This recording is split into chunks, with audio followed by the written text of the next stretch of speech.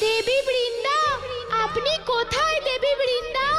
দেবী বৃন্দা, দেবী বৃন্দা, দেবী বৃন্দা, আপনি কোথায় দেবী বৃন্দা? দেবী বৃন্দা, আপনি কোথায় দেবী বৃন্দা? দেবী বৃন্দা।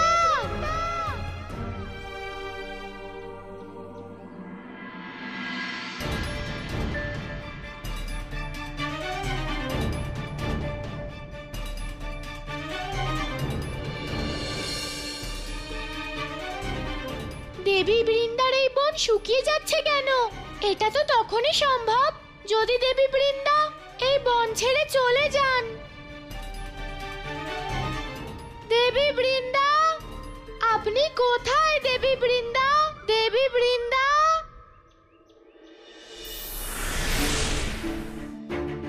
কানাই, দেবী বৃন্দা, এ আপনি কি করছেন? আপনি এখান থেকে চলে যাচ্ছেন? কানাই, আমি সিদ্ধান্ত নিয়েছি যে আমি আর এখানে থাকবো না। দেবী বৃন্দা, যদি আপনি চলে যান তাহলে এই স্থানের কোনো অস্তিত্বই থাকবে না। এই ভূমি রুক্ষ হয়ে যাবে। কিন্তু কানাই, আমি এখানে যে কাজের জন্য এসেছিলাম সেটা সম্পূর্ণ হয়েছে।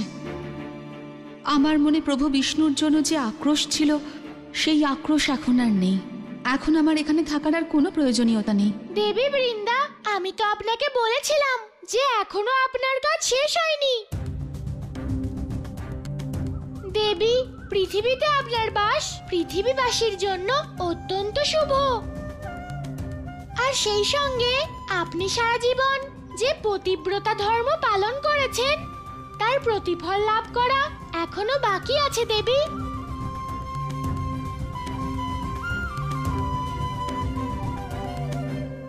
কানাই সত্য বলছে দেবী।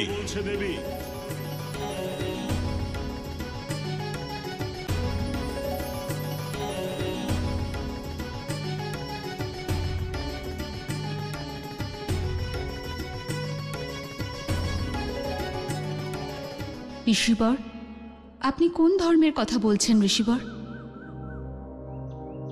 নারায়ণের প্রতি শত্রুতার মনোভাব পোষণ করে আমি সংসারে সবচেয়ে বড় অধর্ম করেছি। দেবী, শত্রুরূপে হলেও আপনি সারা জীবন নারায়ণেরই ধ্যান করেছেন। তাকে আপনার হৃদয়ে স্থান দিয়েছেন। যার হৃদয়ে নারায়ণ বাস করেন তিনি তাকে তার প্রতিফল অবশ্যই দেন দেবী। দেবী, আপনার স্মরণে আছে যে আপনি নারায়ণকে পাষাণ হয়ে যাবার অভিশাপ দিয়েছিলেন? জগতের পালনকর্তা হয়েও আজ তুমি এক পাষাণ হৃদয় ব্যক্তির সমান আমার সাথে দুর্ব্যবহার করেছো। তাই আজ আমি তোমায় অভিশাপ দিচ্ছি যে তুমি তোমার কাজের মতো পাষাণ হয়ে যাবে।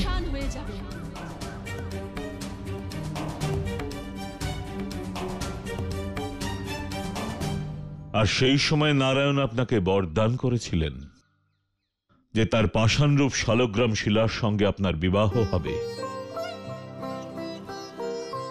আর একবার যার সঙ্গে নারায়ণের মিলন হয়েছে এই সংসারে তার থেকে ভাগ্যশালী আর পবিত্র কেউ হতেই পারে না।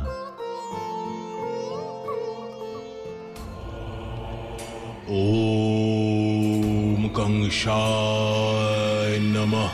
ওম কংসায় নমঃ।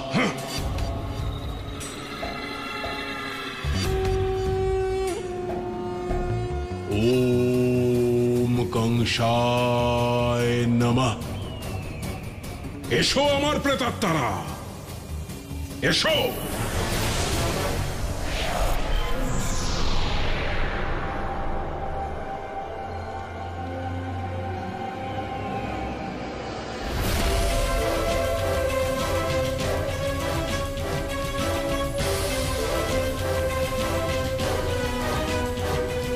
জাগো যক্ষিণী, মৃত্যু নিদ্রা থেকে জাগো। ওম কংসায় নমঃ।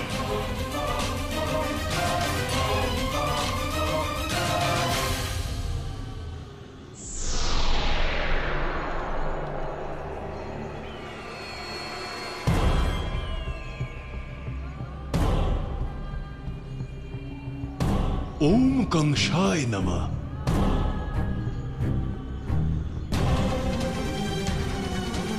ও চক্রধারী, তোমার কাছে পৌঁছনোর আরো একটা পথ খুলে গেল।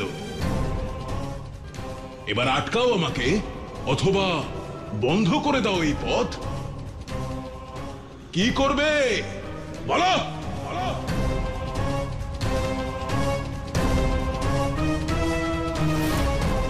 দেবী, এ হলো সেই শালগ্রাম শিলা যা আপনার অভিশাপে নির্মিত হয়েছে।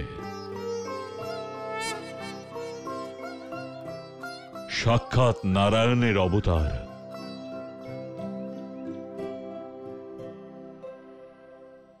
সময় এসে গেছে দেবী, এই নারায়ণরূপী শালগ্রামের সঙ্গে আপনার বিবাহ হবে।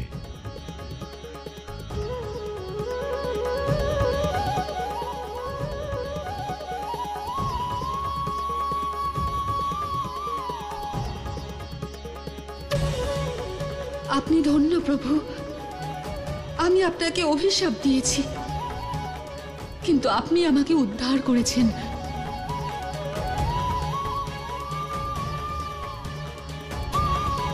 পরম সৌভাগ্য দিয়েছেন প্রভু। আপনার লীলা অপার প্রভু। আপনি ধন্য প্রভু, আপনি ধন্য।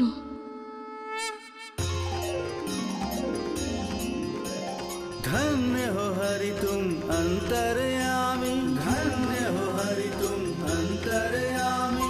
बन गए वृंदा के तुम स्वामी, बन गए वृंदा के तुम स्वामी। कृष्ण गोविंद हरे मुरारी, हे नाथ नारायण वासुदेव।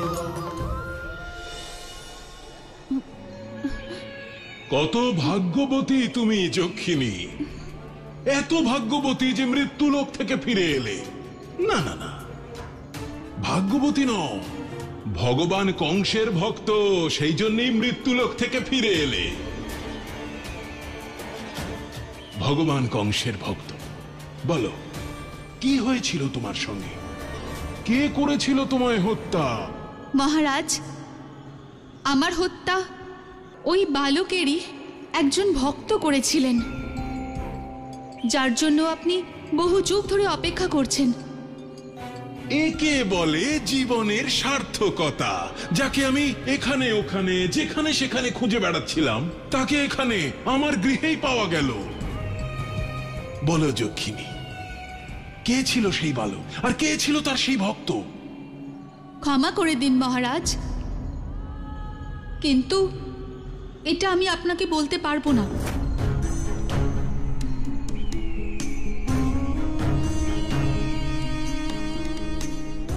জীবনদাতা আমি তোমার যক্ষিণী, জীবন দান করেছি আমি তোমাকে। কংস, এখন না আমার জীবনের প্রতি মোহ আছে, আর না মৃত্যুর প্রতি ভয়। এই! এ কি হয়েছে তোমার? এ কিরকম সাত্ত্বিক সাত্ত্বিক কথা বলছো তুমি যক্ষিণী? কংস, এ কথা সত্য। ওই বালকের ভক্ত আমার বিনাশ করেনি, বরং ওই ভক্ত আমাকে মৃত্যুদণ্ড দিয়ে আমার ভেতরের আসুরিক শক্তিকে সম্পূর্ণ বিনষ্ট করেছে। যেমন ওই ছলনাকারী ভগবান, ঠিক তেমনই তার ভক্ত। একে জীবন দান করে তো কোনো লাভ হলো না। এবার কি করে খুঁজে বের করবো ওকে? কি করে খুঁজে বের করবো যক্ষিণী?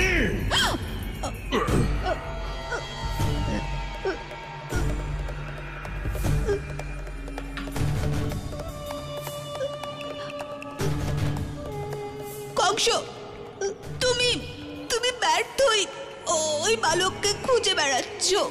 কারণ কারণ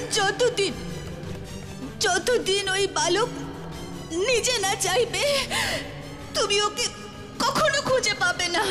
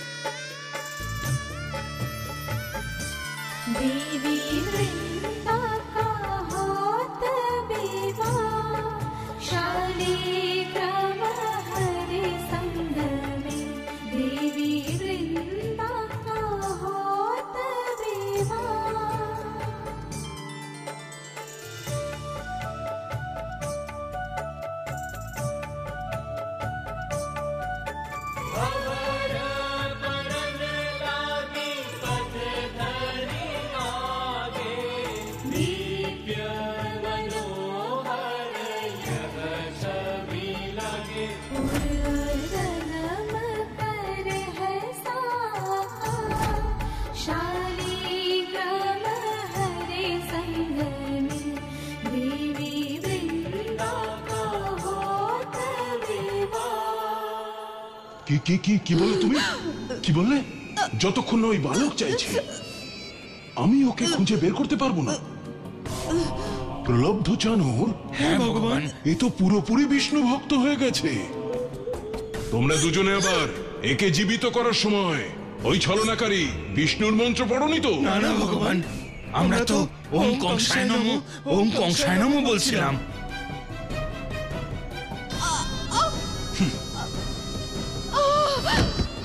এবার তোমরাই ভাবো প্রলব্ধ চানুর, কি করবে এই বিষ্ণু ভক্তের সঙ্গে, যে আমাদের সহায়তা করার পরিবর্তে ওই ছলনাকারীর গুণগান গাইছে, যে ওর স্বামী শঙ্খচূড়কে হত্যা করেছে।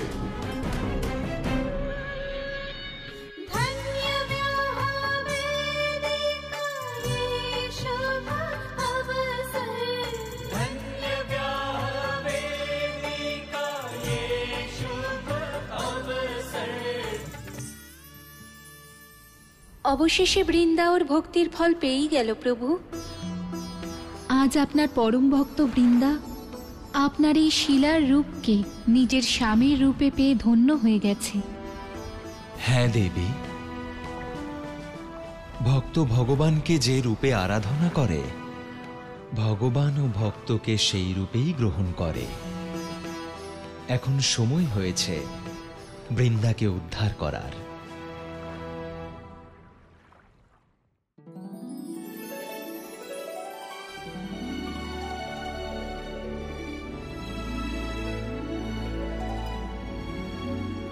বৃন্দা, আজ থেকে এই সংসার তোমাকে তুলসী নামেই চিনবে, আর আমার কোনো পূজা, ব্রত অথবা অনুষ্ঠান তোমাকে ছাড়া সম্পূর্ণ হবে না। আর আজ থেকে আমার পূজাতে যে পূর্ণ ভক্তি আর শ্রদ্ধার সাথে তুলসী পাতা অর্পণ করবে, তার জীবনের সমস্ত কষ্ট সমাপ্ত হবে।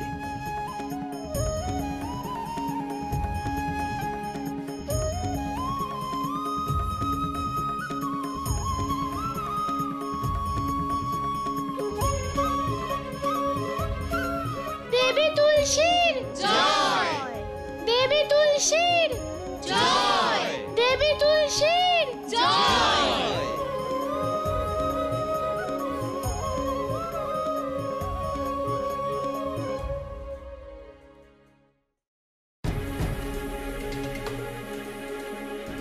কংস, যতদিন তুমি জীবিত থাকবে ততদিন বৃন্দাবনবাসীর আনন্দ আর তাদের জীবন সর্বদা সংকটের মধ্যে থাকবে। গোপিনী আর আমার মাকে কষ্ট দেওয়ার শাস্তি তোমাকে পেতেই হবে কংস। কংস, তোমার যা করার ছিল তুমি করে দিয়েছো, এবার তোমার বিনাশের সূচনা হবে। ভাগ্যবতী যক্ষিণী, তুমি স্বয়ং নিজের দুর্ভাগ্যকে আমন্ত্রণ জানাচ্ছ। নারায়ণ তো করুণা নিধান, উনি দয়ানিধি। যদি তুমি সত্যি মন থেকে ওনার কাছে ক্ষমা চাও, উনি অবশ্যই তোমাকে ক্ষমা করে দেবেন। ক্ষমা নয় যক্ষিণী, ক্ষমা চাই না আমি যক্ষিণী, আমি তো মৃত্যু চাই। কারণ মৃত্যু দান করার জন্য ওই ছলনাকারীকে আমার সামনে আসতে হবে, আর যেই ও আমার সামনে আসবে আমি ওকেই হত্যা করে দেব। জানতে চাও কিভাবে?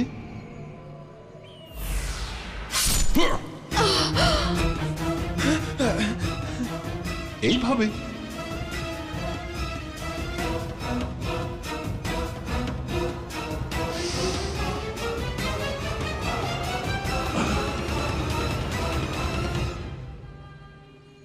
আজ কেবল যক্ষিণী মরেনি, এ তো শুভারম্ভ। ও চক্রধারী, সূচনা হয়ে গেছে তোমার অবতারের বিনাশে।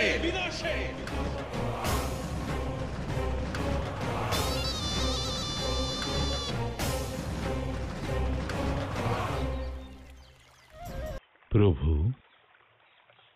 তুমি কি চিন্তা করছো প্রভু? গুরুদেব, আমি সত্যটা জেনে গেছি গুরুদেব। কোন সত্য প্রভু? এই সময় সংসারের শত্রু কেবল একজন, আর সে হলো কংস। গোকুল আর বৃন্দাবনের সমস্ত সংকটের কারণ হলো একজনই, কংস। এছাড়াও আমার মায়ের জীবনকে যে সংকটে ফেলেছিল আর গোপিনীদের হরণ করেছিল, সেটাও সেই কংসই। প্রভু, তুমি কি বলতে চাইছো? গুরুদেব, এবার পাপী কংসের পাপের ঘোড়া পূর্ণ হয়েছে। সে অত্যাচার আর অধর্মের সব সীমা অতিক্রম করেছে। সেই জন্য গুরুদেব, আমি আপনার অনুমতি চাই। কিসের অনুমতি প্রভু? গুরুদেব, সেই সময় এসে গেছে, এবার কংসের সব পাপের বিনাশ ঘটবে। আমাকে অনুমতি দিন গুরুদেব, যাতে আমি পাপী কংসকে মৃত্যুদণ্ড দিতে পারি।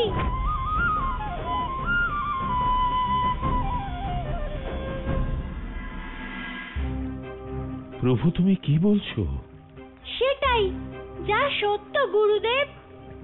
এখন সময় এসে গেছে গুরুদেব, পাপী কংসের অধর্মের থেকে এই সৃষ্টিকে মুক্ত করার।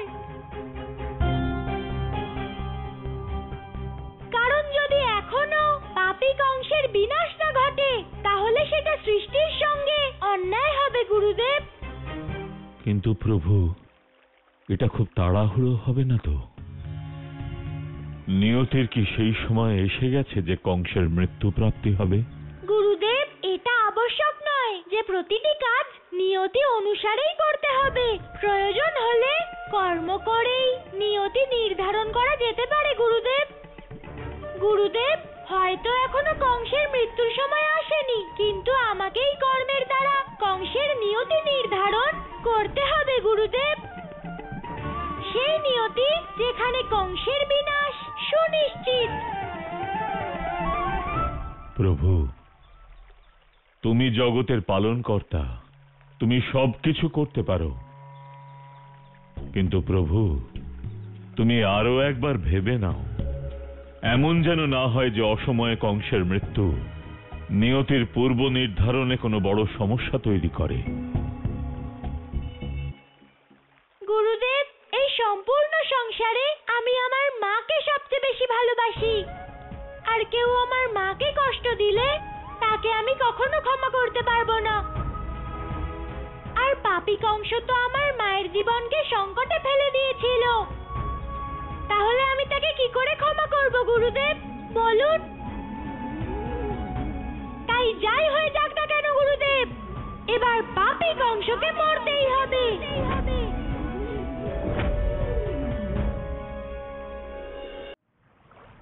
প্রভু, নন্দলালের এখনই এত বড় সিদ্ধান্ত নেওয়া এ কি উচিত? এই সিদ্ধান্ত কি সময়ের আগেই নিয়ে নেওয়া হলো না? দেবী, কানাই যে সিদ্ধান্ত নিয়েছে তা মা যশোদার প্রতি ভালোবাসার কারণে নিয়েছে। আর ভালোবাসায় নেওয়া কোনো সিদ্ধান্ত অনুচিত হয় না দেবী। নারায়ণ নারায়ণ। কিন্তু প্রভু, আপনি তো সংসারের সমস্ত মায়ার ঊর্ধ্বে, জলে অবস্থিত পদ্ম ফুলের সমান নির্লিপ্ত থাকা আপনার স্বভাব। কিন্তু প্রভু, আজ নন্দলাল একজন পুত্রের ভাবনায় অনুপ্রাণিত হয়ে কোন রকম সিদ্ধান্ত কিভাবে নিতে পারে? দেবর্ষি, কানাই অবশ্যই আমার অবতার, কিন্তু সর্বপ্রথম ও একজন মানুষ। সেই জন্য সে যদি মানুষের মতো ভাবতে থাকে, তাহলে কৃষ্ণ অবতারের উদ্দেশ্য নিষ্ফল হয়ে যাবে। তাই কানাইয়ের এই সিদ্ধান্ত সময়, কাল আর পরিস্থিতি অনুযায়ী অনুকূল দেবর্ষি। সত্য বলেছেন প্রভু, সত্য বলেছেন। আমি বুঝতে পেরেছি প্রভু। নারায়ণ নারায়ণ। গুরুদেব, আমাকে অনুমতি দিন গুরুদেব, কারণ আমার মা বলে গুরুর অনুমতি ছাড়া কোনো কাজ করা উচিত নয়। প্রভু, তুমি হলে